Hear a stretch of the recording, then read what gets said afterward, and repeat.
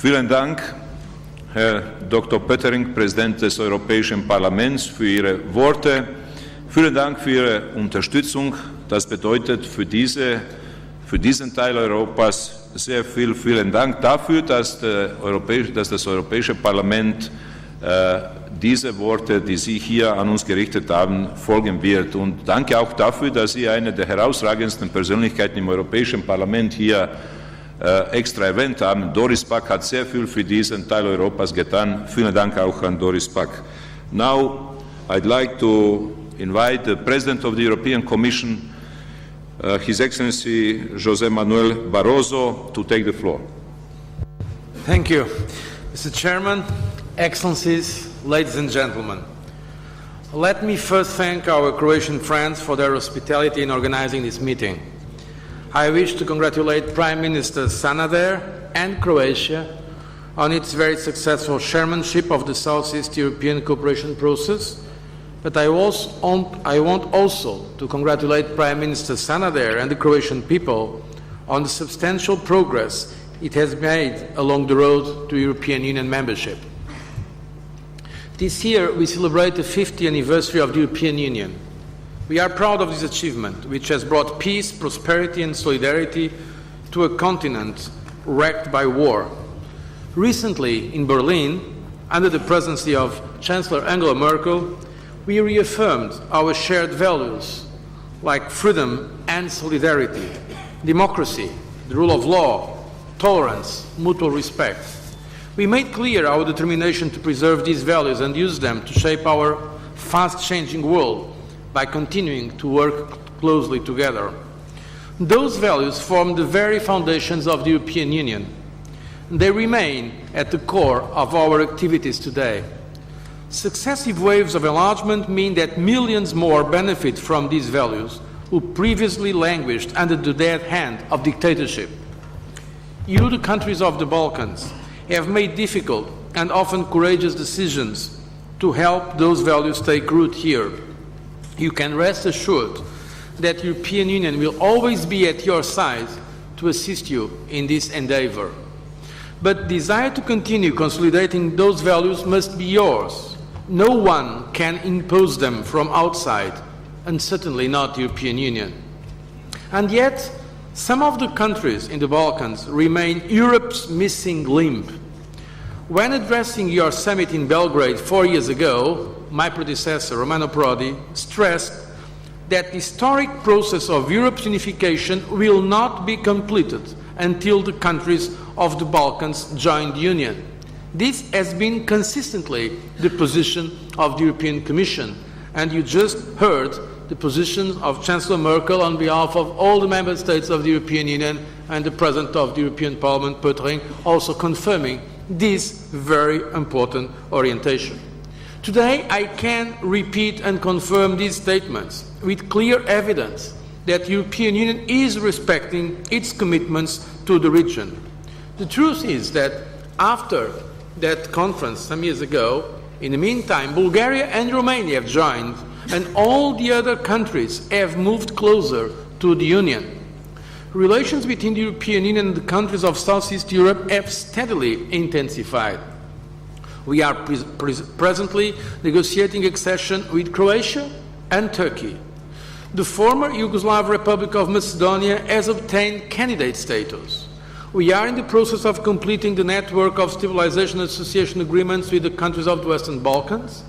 We look forward to resuming negotiations for such an agreement with the democratic government in Serbia as soon as necessary conditions are fulfilled. We are developing relations with Moldova within the framework of the European neighbourhood policy. Over the last few years, we have witnessed impressive progress in the area of democratic and economic reform in your region. But we are also aware there is still a long way to go. In some cases, the pace of reforms is too slow. Strengthening the rule of law, ensuring respect of human and minority rights, combating organized crime and corruption, promoting a market-oriented economy and social inclusion, and strengthening administrative capacity are high priorities. They are also conditions for advancing towards the European Union. The Commission will continue to support the reform processes, politically and financially. Regional cooperation is an integral part of the road towards the EU. So I welcome the significant steps made recently, in particular the new Central European Free Trade Agreement, the Energy Community Treaty, and regional energy projects, as well as initiatives in the area of transport. I'm also pleased that the European Union is now able to increase the number of scholarships awarded to students from the region for postgraduate studies in the European Union. Today, a new phase in regional cooperation has dawned. I warmly commend the Stability Pact for the work done since 1999. Its very success allows us now to move towards a more regionally owned cooperation structure with the establishment of the Regional Cooperation Council. More regional ownership will go hand in hand with increased European Union and Commission involvement in the region. Regional cooperation brings you closer to European Union accession, as good neighbourly relations and cross-border cooperation are the very essence of the European Union itself. We are highly aware of the importance of free travel between the Western Balkans and the European Union, especially for the younger generation. We have successfully negotiated visa facilitation and readmission agreements with the countries of the region. These agreements should enter into force by the end of the year. As a next step towards liberalization, we will now focus on establishing roadmaps which set out the way to visa-free regimes for each of the Western Balkan countries concerned. Excellency, ladies and gentlemen, this meeting takes place at an important moment for the Western Balkans. A moment when the last outstanding issue from the tragic events of the last decade must be solved. Setting the status of Kosovo is a matter of vital importance for the region and for Europe. We aim at a sustainable solution that will fully respect European values and contribute to regional stability. President Ahtisaari's plan is considered a realistic way forward by the Member States of the European Union. The Commission fully supports it. We expect a positive outcome from the United Nations Security Council without undue delay. The Commission, in close coordination with the European Union and Member States and other international actors, will play its full part in implementing a settlement, and we are actively preparing for it. Let me be frank. Today, your region is at a crossroads.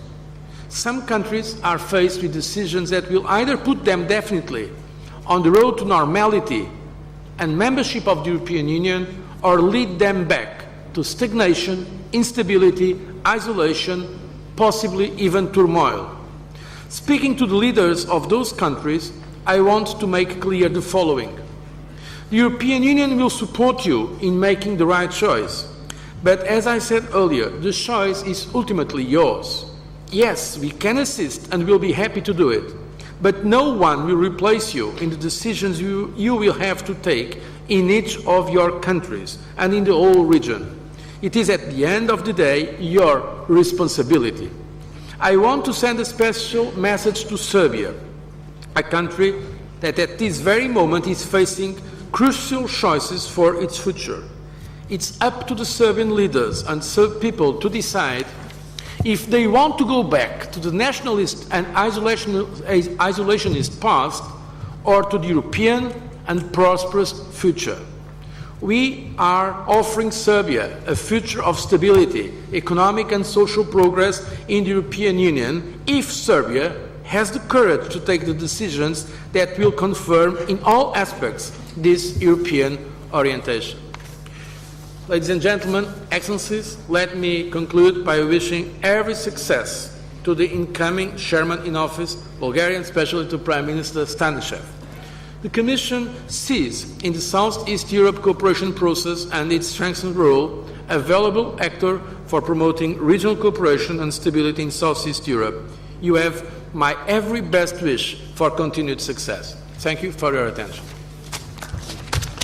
Thank you, Mr. President Baroso, for your clear support and clear words towards the countries of the southeast of Europe.